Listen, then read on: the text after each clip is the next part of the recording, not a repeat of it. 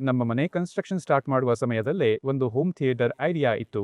ದೊಡ್ಡ ಥಿಯೇಟರ್ಗಿಂತ ಇಲ್ಲಿ ನೋಡುವುದು ತುಂಬಾ ಶಾಂತವಾಗಿದೆ, ಯಾಕಂದ್ರೆ ಬೇರೆಯವರ ಗದ್ದಲ ನನಗಿಲ್ಲ. ಈ ಕಲರ್ ಕಾಂಬಿನೇಷನ್ ಪಾಸಿಟಿವ್ ಆಗಿರೋದ್ರಿಂದ ನಾವು ಫೈನಲ್ ಮಾಡ್ತೀವಿ. ಒಂದು ಡಾರ್ಕ್ ಮತ್ತು ಲೈಟ್ ಸೇರಿರುವ ಒಳ್ಳೆ ಕಾಂಬಿನೇಷನ್ ಒಂದು ಪಾಸಿಟಿವ್ ಫೀಲಿಂಗ್ ಅನ್ನೇ ಕೊಡ್ತು. ನನ್ನ ಹೆಸರು ಸಂತೋಷ್ ಓಂ ಶೇರಂ ನಾಯರ್. ನಮ್ಮ ಮನೆ ಕನ್ಸ್ಟ್ರಕ್ಷನ್ ಸ್ಟಾರ್ಟ್ ಮಾಡುವ ಸಮಯದಲ್ಲೇ ಒಂದು ಹೋಮ್ ಥಿಯೇಟರ್ ಐಡಿಯಾ ಇತ್ತು. ಅಂದರೆ ನಾವು ಕನ್ಸ್ಟ್ರಕ್ಷನ್ ಸಮಯದಲ್ಲೇ ಆರ್ಕಿಟೆಕ್ಟ್ ಜೊತೆ ಡಿಸ್ಕಸ್ ಮಾಡಿದ್ವಿ. ಹಾಗೆ ಹಲವು ಆಪ್ಷನ್ ಸರ್ಚ್ ಮಾಡುತ್ತಿರುವಾಗಲೇ ಕ್ಲೈಮ್ಯಾಕ್ಸ್ ಸಿನಿಮಾಸ್ ಅವರನ್ನ ಕಾಂಟ್ಯಾಕ್ಟ್ ಮಾಡಿದ್ದು. ಅವರನ್ನು ಸಂಪರ್ಕಿಸಿದಾಗ ಮೊದಲು ಸಿಕ್ಕಿದ್ದು ಅನಂತು. ನಮ್ಮ ಡಿಸ್ಕಷನ್ ಮತ್ತು ನಮ್ಮ ರಿಕ್ವೈರ್ಮೆಂಟ್ ಎಲ್ಲವನ್ನೂ ಅವರು ಕ್ಲಿಯರ್ ಆಗಿ ಔಟ್ಲೈನ್ ಮಾಡಿಕೊಟ್ಟರು. ನಮ್ಮ ಪ್ರಾಜೆಕ್ಟ್ ಸ್ಟಾರ್ಟ್ ಮಾಡಿದ ಸಮಯದಲ್ಲೇ ನಮ್ಮ ರಿಕ್ವೈರ್ಮೆಂಟ್ ಅಂತ ಹೇಳಿದ್ರೆ ನಮಗೆ ಬೆಸ್ಟ್ ಆಗಿರುವ ಒಂದು ಸೌಂಡ್ ಎಕ್ಸ್ಪೀರಿಯನ್ಸ್ ಮತ್ತು ಮೂವಿ ಎಕ್ಸ್ಪೀರಿಯನ್ಸ್ ಬೇಕು ಅಂತ ಇತ್ತು. ಡಿಫರೆಂಟ್ ಆಪ್ಷನ್ಸ್ ನೋಡಿದ್ದರಲ್ಲಿ ನಮಗೆ ಬೆಸ್ಟ್ ಕಾಂಬಿನೇಷನ್ ಅಂತ ಅನಿಸಿದ್ದು JBL Arcam ಕಾಂಬಿನೇಷನ್. ಅನಂತು ಜೊತೆ ಕನ್ಸಲ್ಟ್ ಮಾಡಿ ಡಿಸ್ಕಸ್ ಮಾಡಿ ಹಾಗೆ ನಾವು ಫೈನಲೈಸ್ ಮಾಡಿದ್ವಿ. ಹೋಮ್ ಥಿಯೇಟರ್ ಡಿಸೈನ್ ರಿಕ್ವೈರ್ಮೆಂಟ್ ಅನಂತುಗೆ ಕೊಟ್ಟಾಗ ಅನಂತು 1, 2, 3 ಆಪ್ಷನ್ಸ್ ಕೊಟ್ಟಿದ್ದರು. ಫಸ್ಟ್ ಆಪ್ಷನ್ ಸ್ವಲ್ಪ ಟ್ರೆಡಿಷನಲ್ ರೀತಿಯಲ್ಲಿ ಇತ್ತು.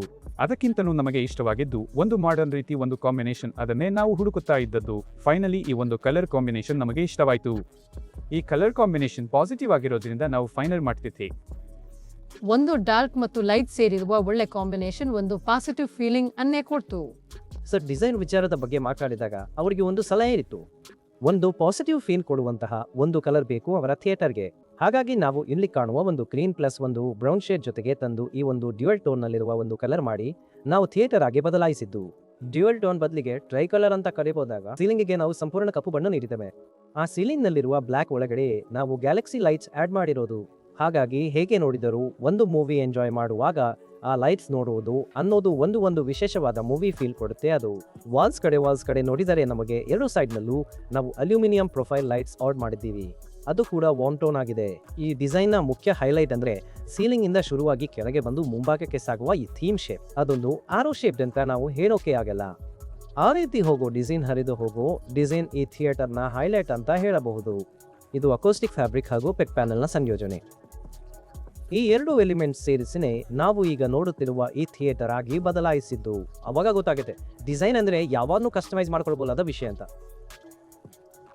ನಮ್ಮ ಡಿಸೈನ್ ಯಾವ್ದಾದ್ರು ಆಗಿ ನಮ್ಗೆ ಅದನ್ನ ಕಸ್ಟಮೈಸ್ ಮಾಡ್ಕೊಳ್ಬಹುದು. ಅದೇ ನಮ್ಮ ಒಂದು ಹೈಲೈಟ್ ಫೀಚರ್ ಅಂತ ಎಲ್ಲರೂ ನಮಗೆ ಹೇಳ್ತಾರೆ. ಈ ಎರಡು ಕಲರ್ಸ್ಗೂ ಮ್ಯಾಚ್ ಆಗೋ ರೀತಿನೇ ನಾವು ಫ್ಲೋರ್ ನಲ್ಲಿ ಅಕೌಸ್ಟಿಕ್ ಕಾರ್ಪೆಟ್ ಕೊಟ್ಟಿದ್ದೀವಿ.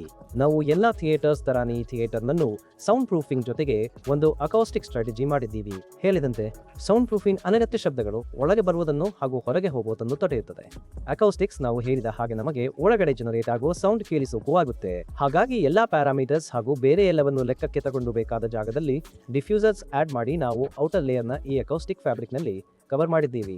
ನಾವಿಲ್ಲಿ ನೋಡುತ್ತಿರುವುದು ಒಂದು massive acoustic transparent 165 inch 4K screen. ಆದರೂ ಒಂದು ನಾರ್ಮಲ್ ಮೂವಿ ಥಿಯೇಟರ್ ತರಾನೇ ನಮಗೆ ಒಳ್ಳೆ ಡೈಮೆನ್ಷನ್ ಇರೋ ರೂಮ್ ಸಿಕ್ಕಿರೋದ್ರಿಂದ ಫ್ರಂಟ್ ನಲ್ಲಿರೋ ಸ್ಕ್ರೀನ್ ಮಾತ್ರ ಇಟ್ಟು ನಮಗೆ ಅದು ನೋಡಿದಾಗಲೇ ಗೊತ್ತಾಗುತ್ತೆ. ಸ್ಕ್ರೀನ್ ನಾವು ಸ್ವಲ್ಪ ಲಿಫ್ಟ್ ಮಾಡಿ ಆ ಸೀಟಿಂಗ್ ಪೊಸಿಷನ್, ಫಸ್ಟ್ ಪೊಸಿಷನ್ ಹಾಗೂ ಸೆಕೆಂಡ್ ಪೊಸಿಷನ್ಗೆ ರೈಸರ್ ಹಾಕಿದ ಮೇಲೆ ನಾವು ಆ ವ್ಯೂನ ಕರೆಕ್ಟ್ ಮಾಡಿದ್ದೀವಿ. ಈ ಎಲ್ಲ ಎಲಿಮೆಂಟ್ಸ್ ಜೊತೆಗೆ ಕರೆಕ್ಟ್ ಆಗಿ ಮ್ಯಾಚ್ ಆಗೋ ರೀತಿನೇ ನಾವು 7 ಮೋಟರೈಸ್ಡ್ ರಿಕ್ಲೈನರ್ ಚೇರ್ಸ್ ಕೊಟ್ಟಿದ್ದೀವಿ. ಅದು ಕೂಡ ಬ್ಲಾಕ್ ಕಲರ್ ನಲ್ಲೇ ಇದೆ. ಬ್ಯಾಕ್ ಒನ್ ನಲ್ಲೂ ಕೂಡ ನಾವು ಈ ರೀತಿ ಪೆಕ್ ಪ್ಯಾನೆಲ್ಸ್ ಅನ್ನು ಕಾಣಬಹುದು. ಅದರ ಜೊತೆಗೆ ಆ ಪ್ರೀಮಿಯಂ ಫಿನಿಶ್ ನ ಒಂದು ಹೈಲೈಟ್ ಮಾಡೋ ರೀತಿಯಲ್ಲಿ ನಾವು ಗೋಲ್ಡನ್ ಸ್ಟ್ರಿಪ್ಸ್ ಕೂಡ ಕೊಟ್ಟಿದ್ದೀವಿ. ಇದೆಲ್ಲ ಕಂಬೈನ್ ಮಾಡಿನೇ ಈ ಕಾಣ್ತಿರೋ ಸುಂದರವಾದ ಥಿಯೇಟರ್ ನಮಗೆ ನೋಡೋಕೆ ಸಾಧ್ಯವಾಗ್ತಿರೋದು. ನಮ್ಮ ಮನೆ ಈ ಫಸ್ಟ್ ಒಂದು ಸ್ಟೇಜ್ಗೆ ಬಂದಾಗಲೇ ಪ್ಲಾನ್ ಬರೆದಾಗ 3ನೇ ಮಹಡಿಯಲ್ಲಿ ಒಂದು ಕಡೆ ಫುಲ್ ಓಪನ್ ಟೆರೆಸ್ ತರ ಹೀಗೆ ಇತ್ತು. ಆಗ ನಮ್ಮ ಆರ್ಕಿಟೆಕ್ಟ್ ಹೇಳಿದ್ದು ಒಂದು ಸ್ವಿಮ್ಮಿಂಗ್ ಪೂಲ್ ಮಾಡಬಹುದು ಅಂತ. ಆಮೇಲೆ ಯೋಚಿಸಿದಾಗ ನಾನು 1-2 ಮನೆಗಳಲ್ಲಿ ಹೌಸ್ ವಾರ್ಮಿಂಗ್ಗೆ ಹೋದಾಗ ಈ ಹೋಮ್ ಥಿಯೇಟರ್ ನೋಡಿದ್ದೆ. ಹಸ್ಬೆಂಡ್ ಹತ್ರ ಹೇಳಿದೆ, ನಮ್ಗೊಂದು ಹೋಮ್ ಥಿಯೇಟರ್ ಮಾಡೋಣ. ಹೇಗೂ ಇಷ್ಟೊಂದು ಸ್ಪೇಸ್ ನಮಗೆ ಓಪನ್ ಸ್ಪೇಸ್ ಆಗಿ ಇದೆಯಲ್ಲ, ಅಲ್ಲಿ ಹೋಮ್ ಥಿಯೇಟರ್ ಮಾಡಿದ್ರೆ ಹೇಗೆ ಅಂತ ಅಂದ್ರು. ಅನಂತ್ ಅವರನ್ನ ಕಾಂಟ್ಯಾಕ್ಟ್ ಮಾಡಿದ ಮೇಲೆ ಅತ್ಯಂತ ಪಾಸಿಟಿವ್ ಆಗಿರೋ ವಿಷಯ ಏನಂದ್ರೆ ಕಮ್ಯುನಿಕೇಶನ್ ಬಹಳ ಕ್ಲಿಯರ್ ಆಗಿತ್ತು. ನಮಗೇನಾದ್ರೂ ರಿಕ್ವೈರ್ಮೆಂಟ್ ಇದ್ರೆ, ಈಗ ನಾನು ಇಲ್ಲಿಲ್ಲ, ಹೊರಗಡೆ ಕೆಲಸ ಮಾಡ್ತಿದ್ದಿಲ್ಲ, ಹಾಗಾಗಿ ಏನಾದರೂ ಅಗತ್ಯವಿದ್ದರೆ ಟೀಮ್ ಅನ್ನು ಸಂಪರ್ಕಿಸಬಹುದು. ನಾವು ಒಂದು ರಿಕ್ವೈರ್ಮೆಂಟ್ ಹೇಳಿದ್ರೆ ಸಾಕು, ಅವರು ಅದನ್ನ ಮ್ಯಾಕ್ಸಿಮಮ್ ಕಂಪ್ಲೀಟ್ ಮಾಡೋಕೆ ಮತ್ತೆ ಅಕಾಮಡೇಟ್ ಮಾಡೋಕೆ ಪ್ರಯತ್ನಿಸ್ತಾ ಇದ್ರು. ಅಲ್ಲದೆ ನಮ್ಮ ಮೂಲ ವಿನ್ಯಾಸದ ಅದೇ ಔಟ್ಪುಟ್ ನಮಗೆ ಇಲ್ಲಿ ದೊರೆತಿದೆ. ಕೆಲಸದ ವಿಚಾರದಲ್ಲಿ ಟೀಮ್ ತುಂಬಾ ಸಪೋರ್ಟಿವ್. ಏನೇ ರಿಕ್ವೈರ್ಮೆಂಟ್ ಹೇಳಿದ್ರು ಅಕಾಮಡೇಟ್ ಮಾಡ್ತಾರೆ. ಅವರ ಸಲಹೆಗಳು ಅದ್ಭುತ. ನಾವು ಯೋಚಿಸದ ವಿಷಯಗಳನ್ನು ಅವರು ಹೇಳಿಕೊಟ್ಟಿದ್ರು. ಅದೆಲ್ಲ ನನಗೆ ತುಂಬಾ ಪಾಸಿಟಿವ್ ಅನಿಸ್ತು. ಓವರ್ ಆಲ್ ಎಕ್ಸ್ಪೀರಿಯನ್ಸ್ ಅಂತ ಹೇಳಿದ್ರೆ ಔಟ್ಸ್ಟ್ಯಾಂಡಿಂಗ್ ಆಗಿದೆ. ಹಾಗಾಗಿ ನಾವು ಇಷ್ಟು ಹೊತ್ತು ಈ ಡಿಸೈನ್ ಆಸ್ಪೆಕ್ಟ್ ಮತ್ತೆ ಎಸ್ಥೆಟಿಕ್ ಎಲ್ಲದರ ಬಗ್ಗೆನೂ ಕೇಳಿದ್ವಿ. ಈಗ ಸ್ವಲ್ಪ ಟೆಕ್ನಿಕಲ್ ಆಗಿ ಚರ್ಚಿಸೋಣ.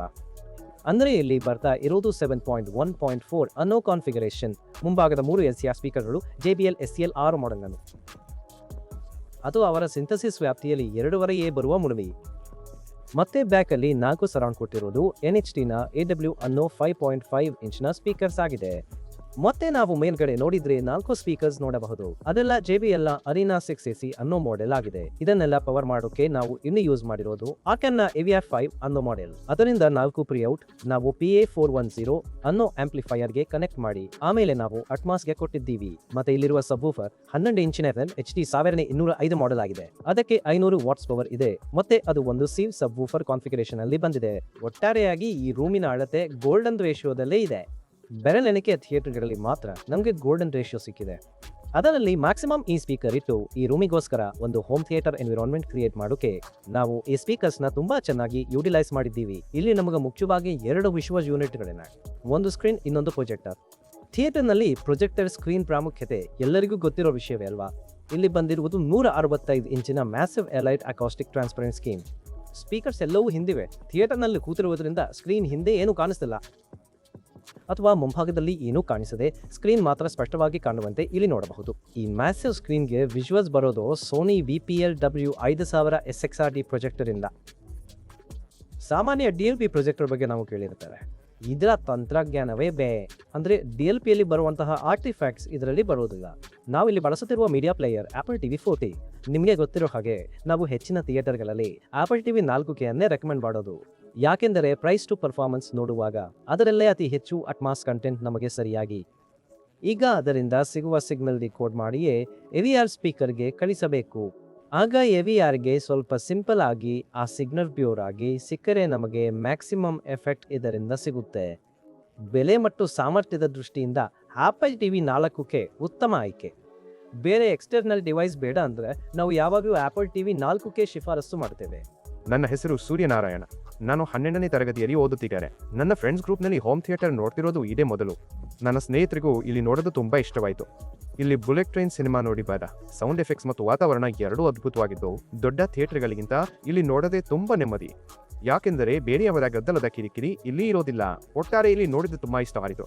ಈ ಅದ್ಭುತ ಅನುಭವಕ್ಕೆ ಕ್ಲೈಮ್ಯಾಕ್ಸ್ ಸಿನಿಮಾಸ್ಗೆ ಧನ್ಯವಾದಗಳು. ಮತ್ತೆ ಹೈಲೈಟ್ ಮಾಡಿ ಹೇಳಬೇಕಾದ ಒಂದು ಪಾಯಿಂಟ್ ಅಂದರೆ ಇಲ್ಲಿ ನಮ್ಮ ಸೈಟ್ಗೆ ಬಂದು ಕೆಲಸ ಮಾಡಿದ ಸಂಜಯ್ ಜಿಬಿಂಜಸಿ ಇವರೆಲ್ಲ ತುಂಬಾ ಸಪೋರ್ಟಿವ್ ಆಗಿದ್ದರು ಮತ್ತು ಅವರ ಪೂರ್ತಿ ಟೀಮ್ ಕೂಡ ಒಳ್ಳೆ ಪ್ರಾಪರ್ ಕೋಆರ್ಡಿನೇಷನ್ ಅಲ್ಲಿತ್ತು. ಅದನ್ನು ಹೈಲೈಟ್ ಮಾಡ್ತಿತ್ತು. ಹೋಮ್ ಥಿಯೇಟರ್ ಹಾಕುವವರೆಗೆ ಈ ಸೌಂಡ್ ಸಿಸ್ಟಮ್ ಬಗ್ಗೆ ನನಗೆ ಹೆಚ್ಚೇನೂ ಗೊತ್ತಿರಲಿಲ್ಲ. ಆಮೇಲೆ ಇಂಪ್ಲಿಮೆಂಟೇಷನ್ ಶುರು ಮಾಡಿದಾಗ ಇದರ ಬಗ್ಗೆ ಹೆಚ್ಚಿನ ಡೀಟೇಲ್ಸ್ ತಿಳಿದುಕೊಂಡೆ. ಆದರೂ ಈ ಕ್ಯಾಲಿಬ್ರೇಷನ್ ಬಗ್ಗೆ ನನಗೆ ಅಷ್ಟೊಂದು ಗೊತ್ತಿಲ್ಲ. ಆದರೆ ನನ್ನ ಅನುಭವದ ಪ್ರಕಾರ ನಾವು ಥಿಯೇಟರ್ಗೆ ಹೋಗಿ ನೋಡಿದಾಗ ಸಿಗುವ ಅದೇ ಎಕ್ಸ್ಪೀರಿಯನ್ಸ್ ನನಗಿಲ್ಲಿ ಸಿಕ್ತು. ಅಂದರೆ ಫಸ್ಟ್ ಕ್ಯಾಲಿಬ್ರೇಷನ್ ಆದಾಗಲೂ ಅದೇ ಎಕ್ಸ್ಪೀರಿಯನ್ಸ್ ಆಯಿತು. ಜೊತೆಗೆ ಟೀಮ್ ಒಳ್ಳೆ ಪ್ರೊಫೆಷನಲ್ ಆಗಿದ್ದರಿಂದ, ಅಂದರೆ ನಮ್ಮ ರಿಕ್ವೈರ್ಮೆಂಟ್ ಅವರಿಗೆ ಗೊತ್ತಿದ್ದರಿಂದ ಅವರು ಅದನ್ನು ಕ್ಲಿಯರ್ ಆಗಿ ಎಕ್ಸಿಕ್ಯೂಟ್ ಮಾಡಿದ್ದರು. ಹಾಗಾಗಿ ನಮಗೆ ಬೇರೆ ಯಾವುದೇ ಅಬ್ಸರ್ವೇಷನ್ಸ್ ಇರಲಿಲ್ಲ. ಎಲ್ಲವೂ ಚೆನ್ನಾಗಿತ್ತು. ನನ್ನ ಹೆಸರು ಸೌಪರ್ಣಿಕಾ ಸಂತೋಷ್. ನಾನು 6ನೇ ತರಗತಿಯಲ್ಲಿ ಓದುತ್ತಿದ್ದೇನೆ. ನನ್ನ ಹೌಸ್ ವಾರ್ಮಿಂಗ್ಗೆ ಎಲ್ಲರೂ ಬಂದಿದ್ರು. ಅವರೆಲ್ಲರಿಗೂ ಇಷ್ಟವಾಗಿದ್ದು ಹೋಮ್ ಥಿಯೇಟರ್. ನಾವು ಈ ಥಿಯೇಟರ್ನಲ್ಲಿ ಸುಮತಿ ಒಳವು ಮತ್ತು ಗುರುವಾಯೂರ್ ಅಂಬಲನಡಿಯಲ್ಲಿ ನೋಡಿದ್ವಿ. ಆಮೇಲೆ ನನ್ನ ಫ್ರೆಂಡ್ಸ್ ಎಲ್ಲ ಈ ತರಹ ಥಿಯೇಟರ್ಗೆ ಹೋದಾಗ ನಾನು ತುಂಬಾ ಮಿಸ್ ಮಾಡಿಕೊಳ್ಳುತ್ತಿದ್ದೆ. ನಾನು ಒಬ್ಬಳೇ ಮಾತ್ರ, ಯಾರು ನನ್ನನ್ನು ಕರೆದುಕೊಂಡು ಹೋಗುತ್ತಿರಲಿಲ್ಲ. ಈ ಥಿಯೇಟರ್ ಬಂದಿದ್ರಿಂದ ನನಗೆ ಯಾವಾಗ ಬೇಕಾದ್ರೂ ನೋಡ್ಬೋದು. ಆದ್ದರಿಂದ ನನಗೆ ಈ ಥಿಯೇಟರ್ ಅಂದರೆ ತುಂಬಾ ಇಷ್ಟ. ಹಾಗಾಗಿ ನಾವು ಇಂದಿನ ಎಲ್ಲಾ ಸ್ಪೀಕರ್ ಇದರ ಸಿಸ್ಟಮ್, ಇದರ AVR ಎಲ್ಲವನ್ನು ಪರಿಚಯ ಮಾಡಿಕೊಂಡೆವು. ಇನ್ನು JBL ಸಿಂಥಸಿಸ್ನ ಈ ಎಕ್ಸ್ಕ್ಲೂಸಿವ್ ಸಿಸ್ಟಮ್ ಅನುಭವಿಸಲು ಬಯಸಗೆ ನಾವು ಎರ್ನಾಕುಲಂನ ಕ್ಲೈಮ್ಯಾಕ್ಸ್ ಸಿನಿಮಾ ಶೋರೂಮ್ಗೆ ಬಂದರೆ ಎಕ್ಸ್ಪೀರಿಯನ್ಸ್ ಮಾಡಬಹುದು. ಯಾರಿಗಾದರೂ ಈ ತರಹದ ಹೋಮ್ ಥಿಯೇಟರ್ನ ಐಡಿಯಾ ಇದ್ದರೆ ಕ್ಲೈಮ್ಯಾಕ್ಸ್ ಸಿನಿಮಾಸ್ ಅನ್ನು ಅಪ್ರೋಚ್ ಮಾಡಬೇಕೆಂಬುದೇ ನಮ್ಮ ರಿಕ್ವೆಸ್ಟ್. ಕಾರಣ ಅವರು ಬಹಳ ಪ್ರೊಫೆಷನಲ್ ರೀತಿಯಲ್ಲಿ ಕೆಲಸಗಳನ್ನು ಹ್ಯಾಂಡಲ್ ಮತ್ತು ಎಕ್ಸಿಕ್ಯೂಟ್ ಮಾಡುತ್ತಾರೆ.